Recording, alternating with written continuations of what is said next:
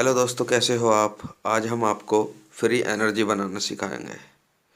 तो उसके लिए हमें चाहिएगा एक ये और एक ऐसा स्टूल। इस स्टूल पर बैठ बैठ कर इस पर चुंबकीय गुण आ चुके हैं। तो ये देखिए, मैं जब इसके पास को ये लाऊंगा तो ये देखो कैसा जल रहा है। ये देखो, स्टूल देख लो गौर से। ये रहा, इसमें चुंबकीय गुण आ चुके हैं।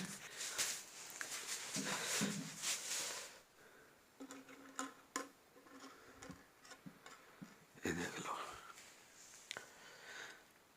तो ये फ्री एनर्जी कैसे बनाई जाती है बताते हैं। ये है दोस्तों इस फ्री एनर्जी का राज।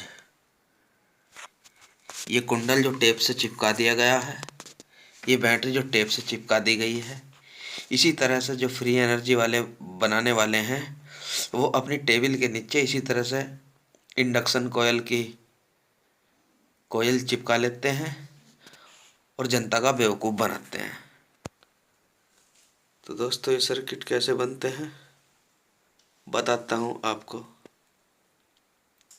उसके लिए हमें 25 या 26 नंबर के तार से एक 5.5 सेंटीमीटर का एक गोला बना लेना होगा। इसमें हमें टर्न देने हैं 2, यानी 1 और फिर उसके बाद 2। इस तरह के टर्न देकर ऐसे ऐसे हमें 2 गोले बना लेने हैं। ये देखो, ये भी बिल्कुल इतना ही है जितना होता, ये भी उतना ही है। अब दोस्तों हमें एक इस तरह का सर्किट बना लेना है। इसमें ये एक ट्रांजिस्टर है BC547, ये इसका बेस है। बेस के साथ में एक 5.6 किलो ओम की रेजिस्टेंस लगी हुई है। इसी पॉइंट के साथ में एक 102 यानी 1 NF का कैपेसिटर लगा हुआ है बेस के साथ में। ये इसका जो माइनस पॉइंट है अमीटर, ये उस पर लग गया है निगेटिव सप्लाई पे। निगेटिव सप्लाई से एक कैपेसिटर जो है ये 104 यानी 100 NF का है, ये लगेगा। ये किस तरह लगेगा मैं आपको बताता हूँ। तो ये है इसका सर्किट डायग्राम। ये बैटरी का निगेटिव पॉइंट है। इससे ट्रांजिस्टर का एमीटर इस बैटरी के निगेटिव पॉइंट पर लगेगा। बेस के साथ एक 1 NF कैपेसिटर, एक 5.6 के रेजिस्टेंस लगकर कनेक्ट होकर इस पॉइंट पर आ जाएंगे। ये पॉइंट जा रहा है हमारे कुंडल के एक सिरे पे और इसी से एक 4.7 NF का कैपेसिटर इसके कलेक्टर पे आ रहा है और कलेक्टर जो है घूमता हुआ कुंडल का, इसके कुंडल का दूसरा सिरा इस पार लगेगा। यहाँ पर जहाँ मैंने खुरचा था वहाँ से बैटरी पॉजिटिव लगेगी। यहाँ से ये एक 100 NF का कैपेसिटर है, 100 NF का, ये अर्थ हो जाएगा, बैटरी के निगेटिव टर्मिनल पर लगेगा। ये फिर एक कुंडल है उसी तरह का। इसके साथ एक शॉटकी डायोड जो लोकल मोबाइल चार्जर में लगा हुआ होता है वो निकाल कर मैंने यहाँ लगाया है। इसके साथ एक LED लगाई है। यहाँ पर भी एक कैपेसिटर था, ये कैपेसिटर का सिंबल है। इसका भी 4.7 N। इसमें बहुत हाई फ्रीक्वेंसी में करंट ऑन ऑफ होता है। तो इसके चारों तरफ एक फील्ड बन जाता है। ऑन ऑफ होने से इसके चारों तरफ एक फील्ड बनेगा जिसमें करंट जो ऑन ऑफ यानी चुंबकीय जो क्षेत्र है वो गति कर रहा है। तो उस गति करते हुए चुंबकीय क्षेत्र जहाँ तक उसकी लाइनिंग है, उस लाइनिंग में जब हम इस कोयल को रख देते हैं तो इसमें भी करंट बन जाता है। उस करंट को हम इस शॉटकी डायोड के माध्यम से फिल्टर करके इस LED को दे देते हैं जिससे ही जल उठती है। ये इसका सिद्धांत है। अगर आप सर्किट डायग्राम रीड करना चाहते हैं तो आपकी अच्छी तरह समझ में आ गया होगा। अब हम इसको प्रैक्टिकल करके देखते हैं।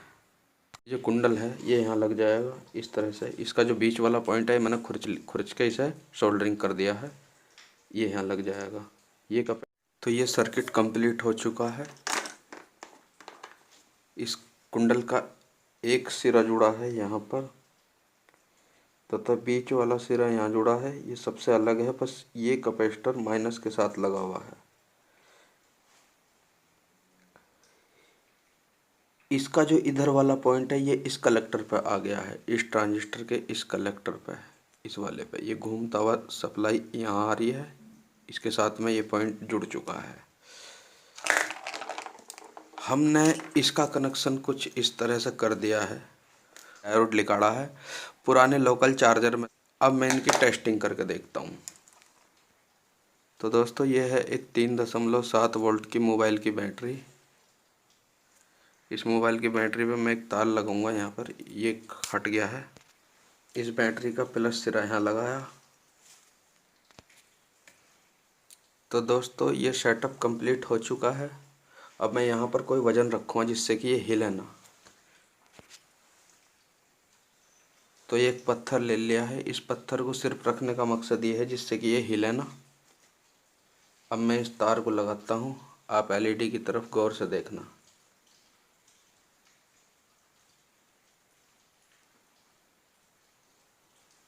ये देखो एलईडी जल चुकी है। 4.5 सेंटीमीटर से तक जलना शुरू होती है ये। और ये देखो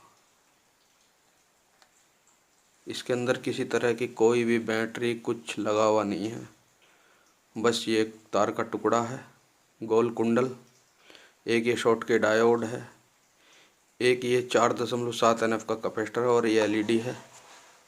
ये देखो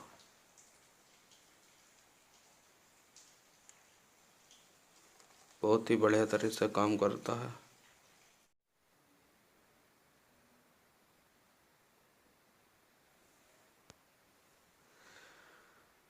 तो दोस्तों वीडियो इतनी थी,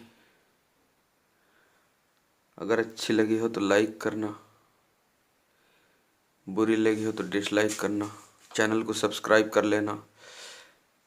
दोस्तों अगर मुझे कभी भविष्य में मौका मिला तो मैं इससे बहुत ज़्यादा, अब तो केवल ये एक छोटी सी एलईडी के लिए ही पावर ट्रांसमीटर कर हो पा रही है, लेकिन मैं इससे ज़्यादा पावर भी ट्रांसमीटर करने की कोशिश करूँगा, कभी मुझे मौका मिलेगा तो।